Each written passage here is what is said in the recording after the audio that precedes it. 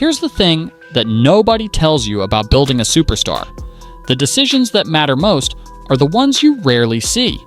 If you love basketball and follow the WNBA, you've probably seen the clip by now.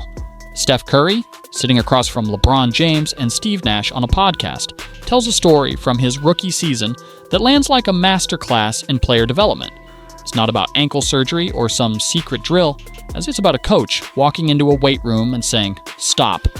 Curry came into the NBA known as a shooter, all craft and touch, footwork, balance, timing. Like most rookies, he heard the same message we give to almost every young guard: get stronger. So he hit the weights, and for a few weeks, his shot went sideways. Not exactly a meltdown, he was still Steph, but the percentages dipped. The feel wasn't the same. Then Don Nelson, yes, that Don Nelson, the winningest head coach in NBA history and a pioneer of spacing and movement, walked into the gym, realized what was happening, and told the staff to back off. Not because lifting is bad, because too much, too fast, in the wrong way can change the shot you're trying to protect. That one decision is the entry point to a bigger conversation happening across the WNBA right now, and nowhere more loudly than in Indianapolis. How do you build the right environment around Caitlin Clark? Clark isn't just a star. She's a cultural force. Ratings have spiked. Arenas are fuller. Social feeds are louder. Sponsors are circling. The Indiana Fever, according to an analysis by STN Digital using Zoom's social value metrics and relayed by Forbes, generated an estimated $55.4 million in social media value during the 2025 season on 38.73 million engagements and 1.17 billion impressions. The second place team came in at $861 million. Those numbers are real. They speak to what Caitlin Clark means to the WNBA and to what the Fever have at stake each time they make a choice. Which brings us back to the choice hidden inside that Steph Curry story. Do you bulk up a world-class shooter in one offseason to survive a more physical league?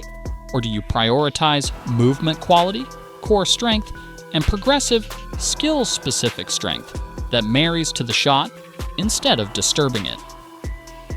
The Curry-Nelson moment is not a vote against weight training.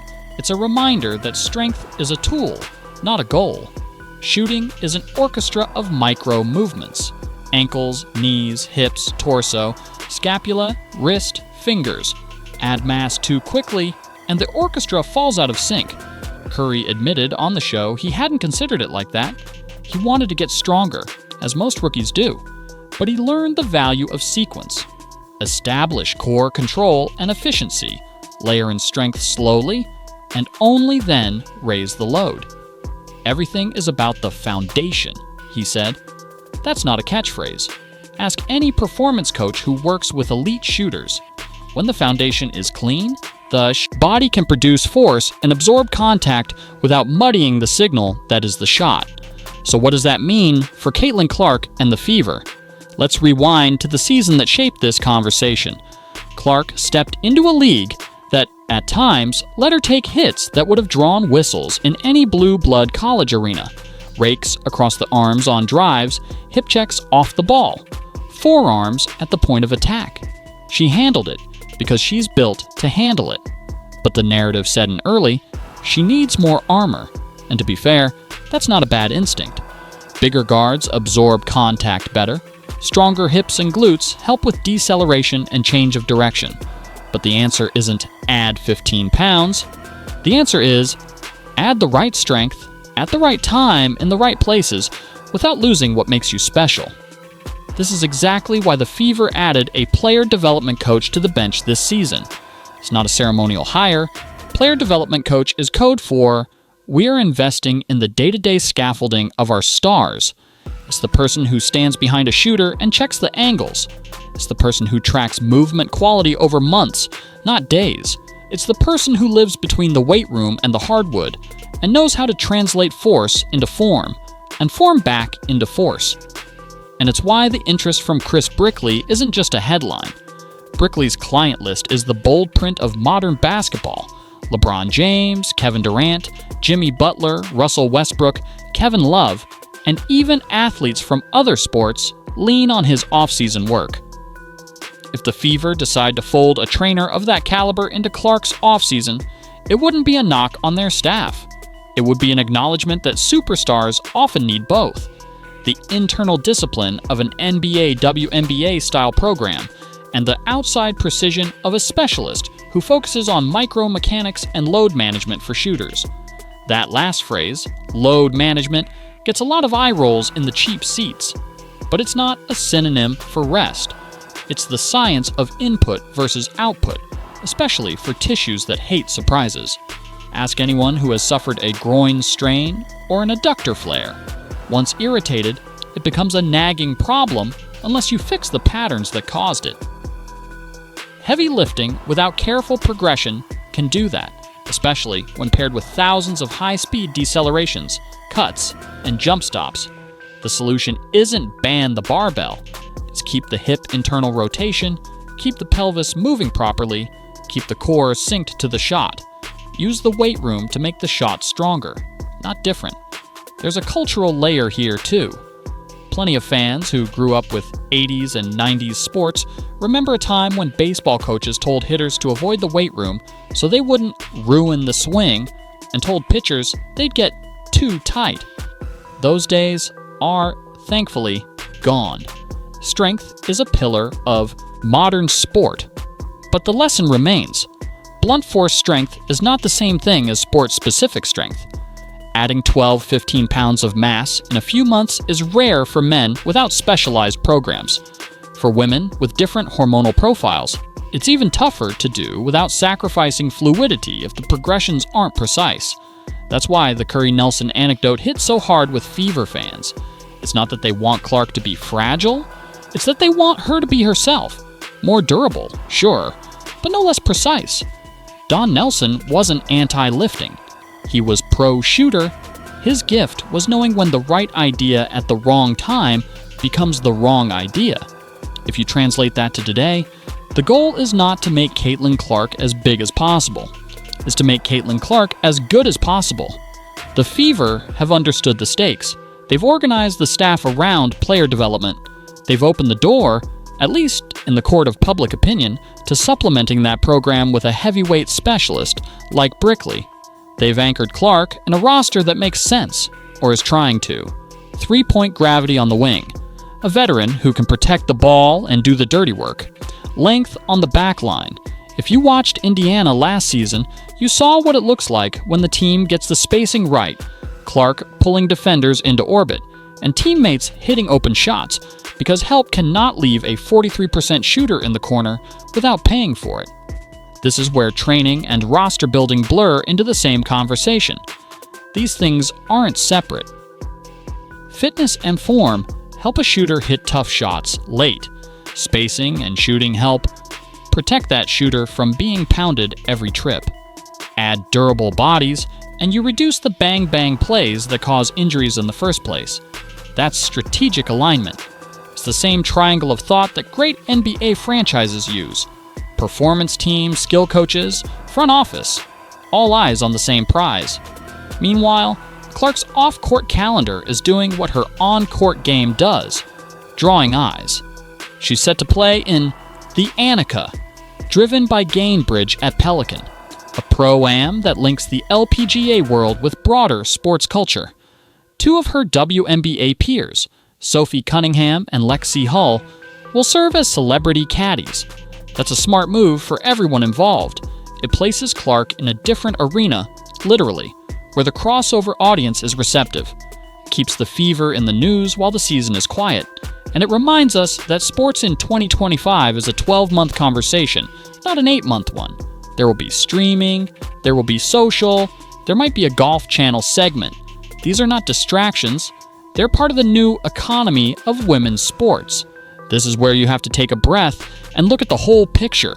Caitlin Clark has been compared to Steph Curry because of her range, and to Larry Bird because of her vision.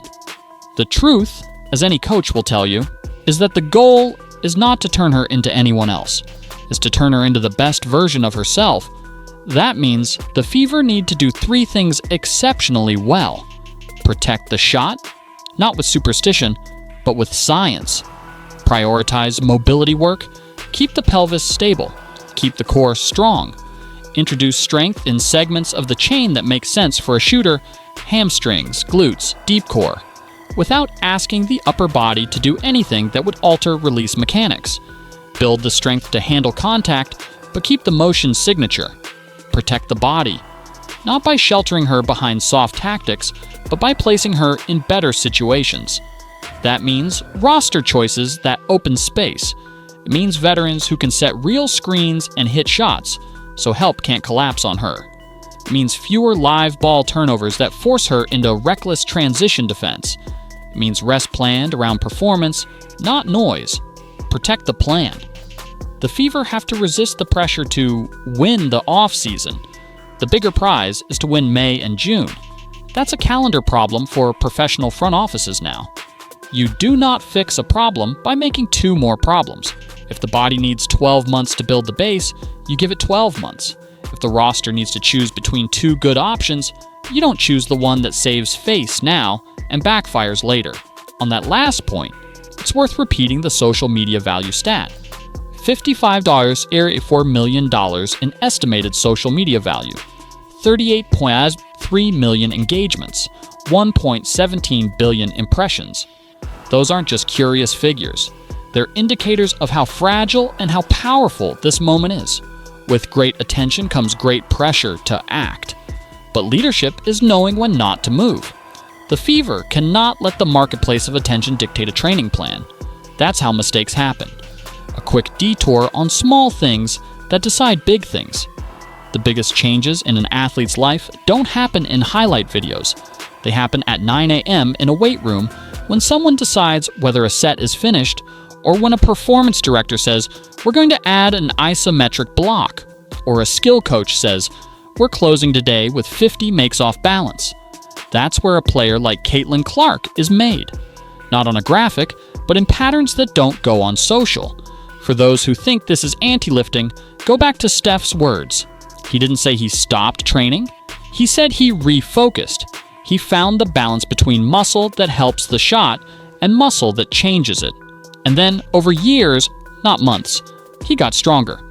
He did it without losing the shot signature. That's the blueprint. Progressive overload, excellent movement quality, transfer to skill. Thanks to the coaching he got early, he learned how the body changes through a season and through a career. There's also something bigger that LeBron and Nash implicitly nodded to in that podcast. It takes a village to do this right. Great players aren't just born. They're built by systems that share information. The Fever have started to become that kind of system. A player development coach is one sign. Openness to working with a coach like Brickley is another. The hard work is invisible. Aligning the calendars, agreeing on how quickly to progress workloads, designing recovery strategies that are less about ice and stem and more about sleep, nutrition, and stress. Someone will say, "This is overthinking it. Just lift and shoot."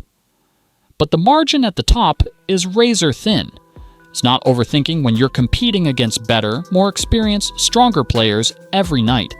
It's not overthinking when 1 or 2 groin pulls can alter an entire season's plan. It's not overthinking if your best player is the center of the league's conversation. It is responsible planning. Let's shift back to the fun for a moment. The Annika Pro-Am will be good television. It will also show something we talk about too little: chemistry. Sophie Cunningham and Lexi Hull as celebrity caddies is a nice joke. Basketball players lugging a bag, reading a putt. But the metaphor is almost too perfect. Great players need people who carry weight for them in ways the world doesn't see. Teammates like Cunningham and Hull do that in games, diving on the floor, shadowing a shooter, defending without fouling, being where fans' eyes are not. That's how you protect a star. That's how you build a team. And that, at the end, is what this entire quiet debate is about. How do you protect Caitlin Clark, the player, the shooter, the athlete, the brand, the person? You do it by protecting the details that protect the shot. You do it by protecting the structures that protect the person. You do it by protecting the standard that protects the team. The WNBA is moving fast. The Indiana Fever are at the center of the storm and at the center of the opportunity. Fans want Tokyo level 3s and signature moments. They will get them. But those moments will come easier if the off-season choices are disciplined, if the training is smart, and if the team is built not around hype, but around fit. Steph Curry's story with Don Nelson should not be misunderstood as a relic of the past or as a criticism of strength training. It's a parable about timing and priorities. It's a reminder that everything you add to an elite shooter should be in service of the shot and the athlete who shoots it. And it's a guide for any team lucky enough to have a generational player listen to the body, protect the gift, and make choices that age well. Let us know what you think. How much strength training is the right amount for an elite shooter like Caitlin Clark? Which off-season priorities would you put first? Mobility, core strength, three-point volume, or defensive resilience? And would you bring in an outside voice like Chris Brickley to complement the Fever's internal staff? Drop your thoughts in the comments. If this deep dive into Steph Curry's anecdote, Don Nelson's philosophy, and the path forward for Caitlin Clark and the Indiana Fever gave you something to think about, hit like, subscribe, and ring the bell. We'll keep bringing you the smartest WNBA conversations we can about the shot, the body, and the game.